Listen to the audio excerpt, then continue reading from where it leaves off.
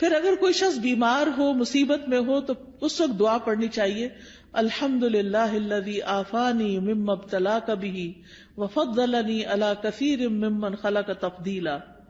پھر اسی طرح شرکیہ کاموں سے بچنا چاہیے، یعنی کسی اونٹ کے گلے میں کوئی تانت باندھ دینا، کوئی تعویذ لٹکا دینا، آپ صلی اللہ علیہ وسلم نے ان کو کاٹنے کا حکم دیا، یہ چیزیں پروٹیکٹ نہیں کرتی، یہ شرکیہ عمل ہو جاتا ہے، اس سے بچنا چاہیے۔ کثرت سے اللہ کا ذکر کرنا چاہیے، کیونکہ ذکر جو ہے وہ ایک قلعے کی طرح ہے۔ پھر قرآن سے علاج کرنا چاہیے، کیونکہ قرآن شفا ہے۔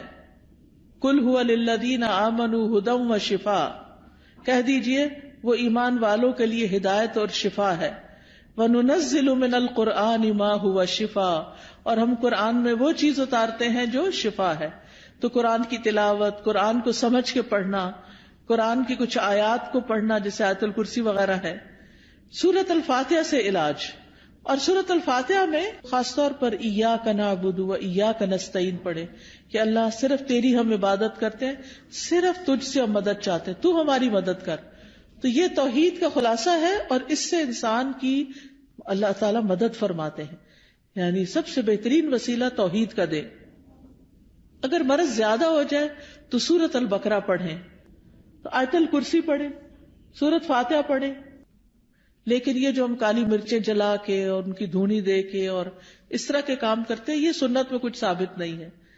پھر اسی طرح کوئی چیز گرے لگا کے باندھنی اور پہننی نہیں چاہیے، یہ بھی شرک میں شامل ہو جاتا ہے، یہ سحر کی ایک قسم ہوتی ہے۔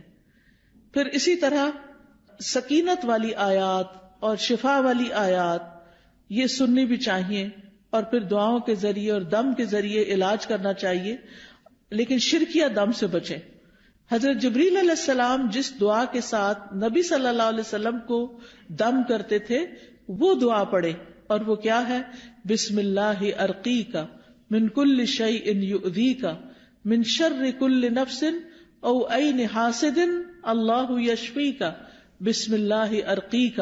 یہ انشاءاللہ یہ کتابیں آپ کو دیکھیں گے تو ان میں یہ دعائیں لکھی ہوئی ہے، وہ آپ کو اگر زبانی یاد نہیں تو دیکھ کے بھی پڑھ سکتے ہیں۔